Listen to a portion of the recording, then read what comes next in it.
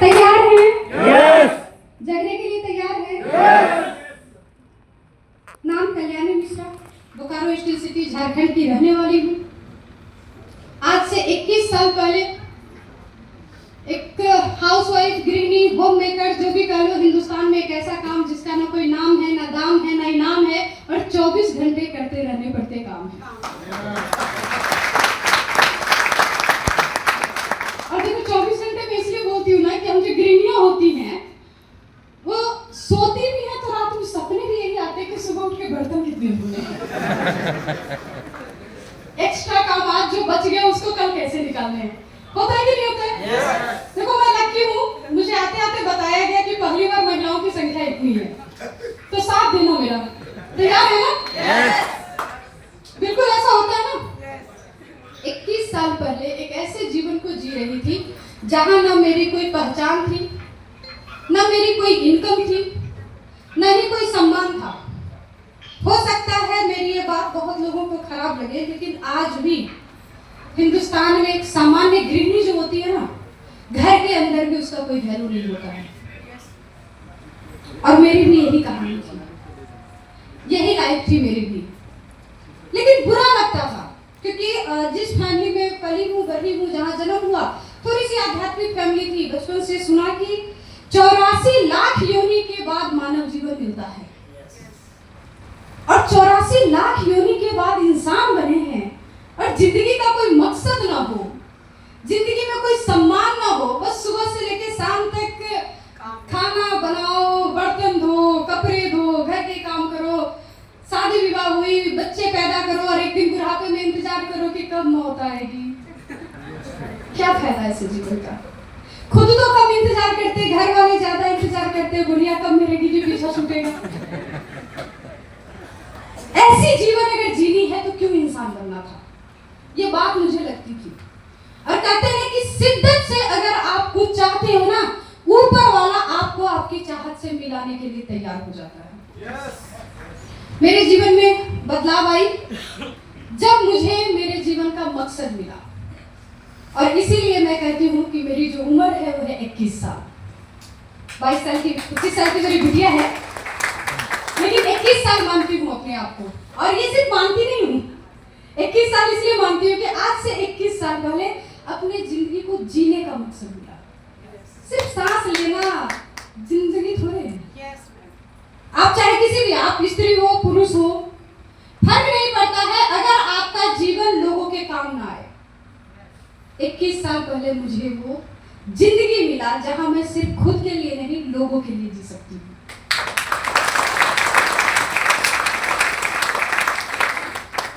लेकिन ये इतना आसान नहीं है।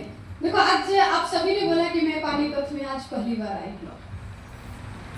जब आप कामयाब होते हो ना, आपकी एक एक गतिविधि पे लोगों की नजर होती है, लोगों का इंतजार होता है। इसी पानीपत में मैं आज से 20 साल पहले आई थी। yes. मेरी जिंदगी का पहला सेमिनार मैंने पानीपत में देखा था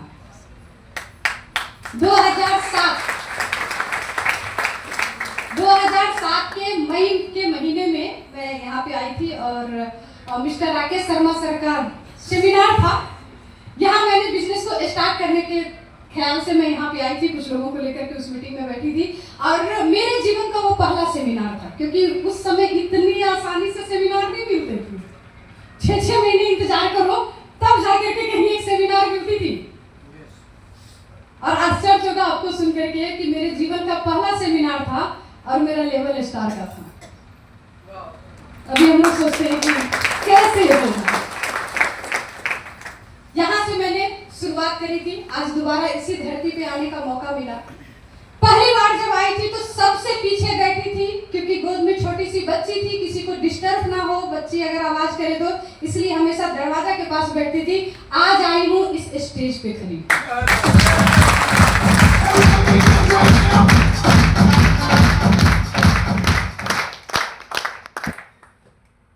कहने को आप बोल सकते हैं कि मैम आप तो बहुत लकी हो, और मैं भी मानती हूँ कि मैं बहुत लकी हूँ, क्योंकि लक को अगर आप क्लियर करेंगे ना, तो लक का डिफिनेशन होता है लेबर अंडर करेक्ट नॉलेज। सही जानकारी के अनुसार जब आप काम करोगे तो खुद ब खुद लकी हो जाओगे।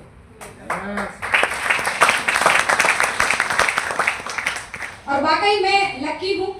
कैसे बनी और क्या करने से लकी बन सकते हैं, यही बात मैं आज आप लोगों के बीच में कर रही आई हूँ। परिचय मैंने दिया है, जिस जगह से बिलोंग करती हूँ, बिहार की बेटी। ऐसे तो पूरे हिंदुस्तान में चलता है, लेकिन बिहार में महिलाओं को बहुत पर्दे में रखा जाता है। मैं आज भी मेरे ससुराल में जब मीटिंग करती हूँ तो सर पे पल्लू डाल के करती हूँ। वैसे आज हटा दूं तो कोई रोकने वाला नहीं है, लेकिन मैं जानती हूँ कि मुझे तो कोई नहीं रोकेगा, जो सामने बैठे हैं उनको तो दोबारा घर से नहीं निकलने देगा। मैं इसलिए आज भी वहाँ पे सर पे पल्लू रख के मीटिंग करती हूँ। ऐसे जगह से बिलोंग करती हूँ, जिस घर में जन्म हुआ, 6 भाई बहनों का मेरा परिवार। सोच होता है हमारे यहाँ, जिस दिन बिटिया जन्म हो जाए एक ही टारगेट होता है, इस लायक तैयार करो बेटी का कि शादी हो जाए। इतना पढ़ाओ लड़का ढूंढना आसान हो। अगर ज्यादा दहेज देने की औकात नहीं है तो बेटी को ज्यादा मत पढ़ाओ, क्योंकि उससे पढ़ा लिखा लड़का ढूंढने के लिए औकात होना चाहिए। ये हकीकत है हमारे हिंदुस्तान की। मैं जिस फैमिली में बिलोंग करती थी, अपने औकात के हिसाब से मुझे इतना पढ़ाया गया था कि शादी हो जाए। जब मेरी शादी हुई तो मेरी जो क्वालिफिकेशन थी TTMP की क्वालिफिकेशन थी, मतलब टांग टूंढ के मैट्रिक पास।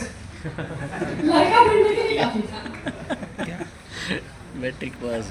जब शादी हुई, ऊपर वाले की कृपा में मेरे जीवन में कुछ ज्यादा ही नहीं है। ऊपर वाले ने मुझे हर कदम पे इतना संघर्ष दिया कि हर एक संघर्ष मुझे निखारने में मेरा मदद किया। जब मेरी शादी हुई, लोगों की शादी होती है तो लव मैरिज होती है या अरेंज मैरिज होती है, मेरी कंप्रोमाइज मैरिज है। सर के घर वाले को मैं नहीं पसंद थी, मेरे घर वाले को सर नहीं पसंद थे, और हम दोनों ने एक दूसरे का फोटो भी नहीं देखा था। सर के जीजाजी और मेरे जीजाजी दोनों में दोस्ती थी। उन दोनों ने आपस में तय कर लिया था कि तुम्हारे साली की शादी मेरे साले के साथ होगी। और इतनी मजबूती से तय किया कि जब हमारे पेरेंट्स नहीं मान रहे थे तो वो दोनों यहाँ तक पे आ गए कि अगर वहाँ शादी नहीं हुआ तो हमारा आप लोगों से रिश्ता खत्म। और हिंदुस्तान में तो दामाद को भगवान माना जाता है, तो दामाद को नाराज कैसे करे, सिर्फ इसलिए हमारी शादी हुई। जब मेरी शादी हुई मुझे बताया गया था लड़का सिविल इंजीनियर है, कोलकाता महानगर में रहता है। मुझे लगा था चलो कुछ तो अच्छा है, लेकिन जब मैं कोलकाता महानगर में पहुंची, महानगर के जीवन की अगर बात करूं तो एक लोअर मिडिल क्लास फैमिली जो होता है ना, जानवरों से भी बदतर जीवन जीते हैं वहां पे। कोलकाता से मेरी जिंदगी शुरू हुई थी। 10 बाई 12 का एक रूम था मेरा, सिंगल। सास ससुर, 2 देवर और एक हमारे बिहार में, ऐसे हमारे पूरे हिंदुस्तान में अतिथि तो आते जाते रहते हैं, तो हमेशा 7-8 आदमी बने रहते थे उस घर में। उस एक सिंगल रूम में, उसी में खाना बनाना, उसी में खाना, उसी में नहाना और उसी में सोना। और सोने की व्यवस्था कुछ ऐसी थी कि बेड को इतने हाइट पे लगाया गया था, कुछ लोग नीचे सोते थे, कुछ लोग बेड के ऊपर सोते थे। और मेरी हाइट ऊपर वाले ने ऐसे ही भी नाप के दी है, तो मैं बेड के ऊपर जाने के लिए भी मुझे टेबल लगाना पड़ता था, तब मैं बेड के ऊपर पहुंचती थी। यहाँ से मेरी लाइफ की शुरुआत हुई थी। फाइनेंशियल कंडीशन की बात करूं तो महिलाएं खास करके समझ जाएंगी कि मेरा 7 आदमी के परिवार में महीने में 1 लीटर तेल हम लोग खाने में यूज करते थे। तो क्या क्या बनाते होंगे खाने में, समझ सकते हैं। हर कदम पे कंप्रोमाइज। फ्रूट का सीजन हो तो बाकी फलों का तो नाम नहीं भूल गई थी ससुराल में जाके कि कोई फल भी होते हैं, सिर्फ आम याद था। और देखो महानगर की एक बहुत खासियत है, उनसे अगर दाम भी पूछो सिर्फ वहां पे, तो केजी में नहीं बताते हैं, जल्दी पीस में बताते हैं, क्योंकि पता है कि बंदे की औकात नहीं है केजी में खरीद सकता है, पीस में बताते हैं। तो हमारे यहाँ पीस में आम आता था, 1 पीस 2 पीस ऐसे करके, 2 पीस से ज्यादा कभी मैंने देखा नहीं। और जब आम आती थी तो मेरी सासू माँ उसको पूरी ताकत लगा के निचोड़ती थी कि एक बूंद भी रस इसमें बचना नहीं चाहिए। और उसके बाद उसमें 1 गिलास पानी मिलाती, थोड़ी चीनी मिलाती, और हम सबको थोड़ा थोड़ा करके कटोरे में बांट देती थी। और हमारा पूरा ये टारगेट होता था कि रात का जो खाना है इसी के साथ रोटी खा लो, सब्जी का खर्चा बच जाए। इस तरह की जिंदगी में जी रही थी। लेकिन मजे की बात क्या है जानते हैं? उस वक्त वही जीवन अच्छा लग रहा था। लग भी नहीं रहा था कि इस जीवन को बदलने की जरूरत है, क्योंकि जिस देश में हम लोग रहते हैं ना, यहाँ आपको कोई सपनों की बात नहीं करता है, यहाँ कोई जिंदगी बदलने की बात नहीं करता है। यहाँ अगर सिखाई जाती है तो हर कदम पे एक ही चीज सिखाई जाती है, कंप्रोमाइज करो, जो है जितना है जैसा है उसमें खुश रहना सीखो। यहाँ तो स्कूल में भी पढ़ाते हैं, तेती पाँव पसारी है जेती लंबी सो। चादर छोटा है तो पैर मोड़ के सो जाओ, चादर बढ़ा सकते हैं, ये बात कोई बोलना ही नहीं चाहता है। इसीलिए हम जो जी रहे हैं, जैसे जी रहे हैं, हमें लगता है बहुत अच्छा जी रहे हैं। और मैं आपको इसी नींद से जगाने आई हूँ, क्योंकि मेरे जीवन में भी परिवर्तन तब आया जब मुझे लगा कि नहीं, ये सही नहीं है, मुझे बदलना है। और वो कब हुआ? जब मेरी बड़ी वाली बिटिया मेरे जीवन में आई थी, घर की पहली संतान। सभी बहुत प्यार करते थे।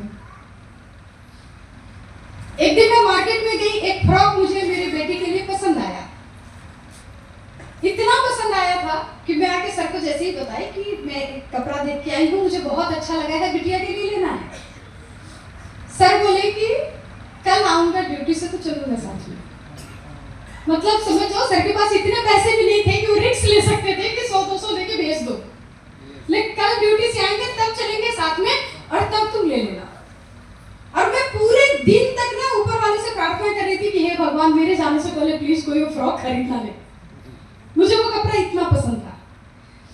सामने जब मैं मेरे पति के साथ दुकान पे गई तो मेरी नजर थी फ्रॉक पे और सर की नजर थी प्राइस टैग पे, और उस फ्रॉक की कीमत थी 500 रुपए। सर ने जैसे ही वो कीमत देखी, सर कीमत देखते ही बोलते हैं कि ये जो कपड़ा है ना, ये कंफर्टेबल नहीं है, बच्ची छोटी है, कहाँ जाएगी पहन के। तो मेरे समझ में आ गया कि बंदे के जेब में माल नहीं है। अच्छा, हम लोग समझ आते हैं जब पति गोल गोल घुमाते हैं तो कि मांगना कहाँ से है, समझ में आ गया। तो मैंने बोला कि कोई बात नहीं सर, अब देखो हम हिंदुस्तानी पत्नियां जो है ना, हमें ये सिखाया गया है, भले तुम समझ जाओ लेकिन पति को हमेशा हाइट पे रखना है ना। तो मैंने उनको बोला कि हो सकता है मेरे समझ में नहीं आई, आप देख लो कौन सा लेना है।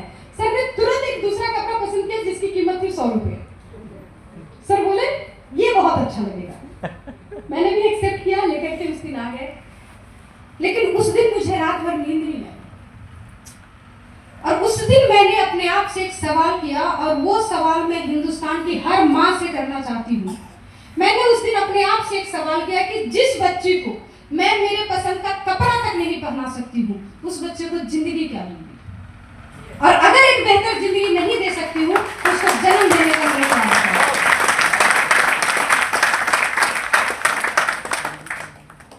और देखो, हम महिलाएं जो है ना, हमें बचपन से सिखाया गया है एक पति जो कमा के ला के देगा उसमें चलाना है, तो कहीं ना कहीं हम फ्री हो जाते हैं। लेकिन एक बच्चे को जन्म देने में जितना कष्ट एक माँ को होता है, बाप को होता है क्या? बाप को तो बाद में जब पालना पड़ता है तब समझ में आता है। लेकिन माँ का रिश्ता बच्चे से दुनिया के हर रिश्ते से 9 महीना पुराना होता है। अपने खून से जिसको हम सींचते हैं, इतना जब तक गर्भ में बच्चा हो ना तो कितनी परेशानी होती है, जितनी माएँ है बता सकती हो। न खुद का खाने का ठीक होता है, न सोने का ठीक होता है। बच्चा जन्म ले लिया, 2-3 साल तक उसके परवरिश में तो अपने आप को हम भूल जाते हैं।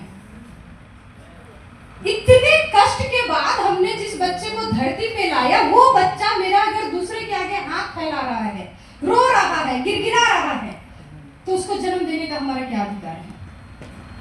और उस दिन मैंने अपने आप से कमिटमेंट किया कि मैं भले कंप्रोमाइज करके जिंदगी जी रही हूँ, मेरी बच्ची कंप्रोमाइज करके जिंदगी नहीं जीगी। कमिटमेंट किया।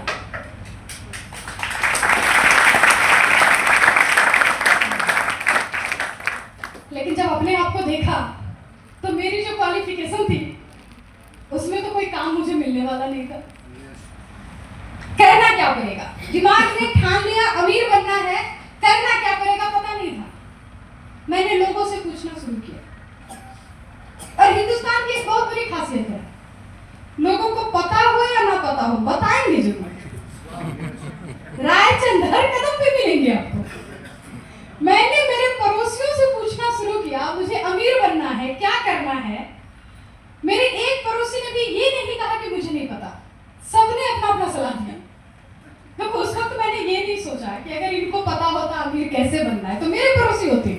अंबानी जी के पड़ोसी होते।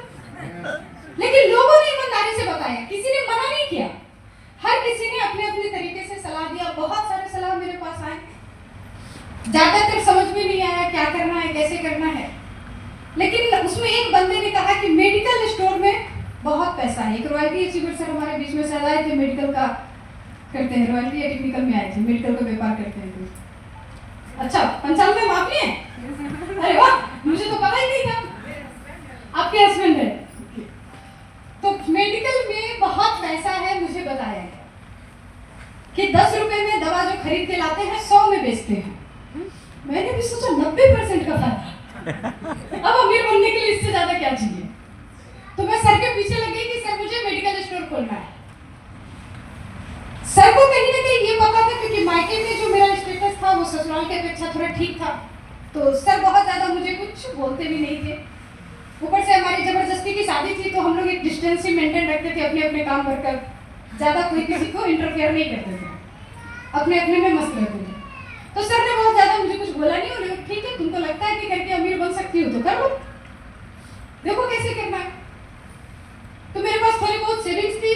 शादी में जो जेवर मुझे मिले थे, मैंने उस जेवर को सेल किया, क्योंकि पूंजी और कुछ थी नहीं, और सेल करके मैंने मेडिकल स्टोर खोला।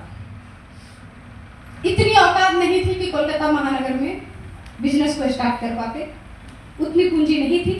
छोटे शहर से शुरुआत करूंगी ये सोच करके वापस बोकारो में आए, बोकारो में मेडिकल स्टोर शुरू किया। सुनने में तो बड़ा मजा आया था कि 90% का फायदा है, लेकिन वो फायदा तो तब होगा जब कस्टमर आएंगे। तो कस्टमर ही नहीं आते थे दुकान पे। लोगों ने फिर सलाह दिया कि डॉक्टर को बिठाओ, डॉक्टर पेशेंट देखा होगा, प्रिस्क्राइब करेगा तो कस्टमर तुम्हारे पास आएंगे। डॉक्टर बोलते तेरे पास तो कस्टमर नहीं है, मेरा समय बर्बाद हो जाएगा। लोगों ने फिर सलाह दिया नर्सिंग होम खोल लो, पेशेंट भी आएगा, डॉक्टर भी आएगा, दवा भी सेल होगा। राय चंद हर कदम पे मिलेंगे आपको। मैंने पूरी एनर्जी लगाई, पूंजी नहीं थी मेरे पास कुछ भी, लेकिन मुझे याद आया कि टीटीएमपी तो हूँ, यानी प्रधानमंत्री रोजगार योजना में मुझे लोन मिल सकता है। और वहां से मैंने मेरे नाम पे कर्जा उठाया, और कर्जा उठा करके नर्सिंग होम की शुरुआत करी एक डॉक्टर के साथ पार्टनरशिप पे। इस प्रक्रिया में लगभग 1 साल हो चुका था। सर भी कलकत्ता से जॉब छोड़ के आ गए थे बिजनेस करने के लिए, लेकिन सर को समझ में आ गया था कि इसके चक्कर में रहेंगे तो खाना भी मुश्किल हो जाएगा। तो सर ट्राई कर रहे थे, और सर के साथ साथ उनका बैंक में जॉब भी हो गया था। जिस समय की मैं बात कर रही हूँ, सर के पास बैंक में जॉब थी, नर्सिंग होम चल रही थी, मेडिकल स्टोर चल रही थी। सुबह 6 बजे से लेकर के रात के 1 बजे तक सर मशीन की तरह लगे रहते थे। न खाने का ठीक, न कुछ। उनका नाश्ता खाना कभी घर में बैठ के तो खाते ही नहीं थे, वो सब डब्बे में ही पैक होके जाता था। जब मेरे नर्सिंग होम में कोई पेशेंट आता था तो हम लोग ऊपर वाले से मन्नत मांगते थे, ये पेशेंट ठीक होके चला जाएगा तो लड्डू चढ़ाऊंगी, ये ठीक होके चला जाएगा तो नारियल चढ़ाऊंगी। और ईमानदारी से बोलती हूँ, कोई सेवा भाव नहीं था मन में। मकसद सिर्फ इतना था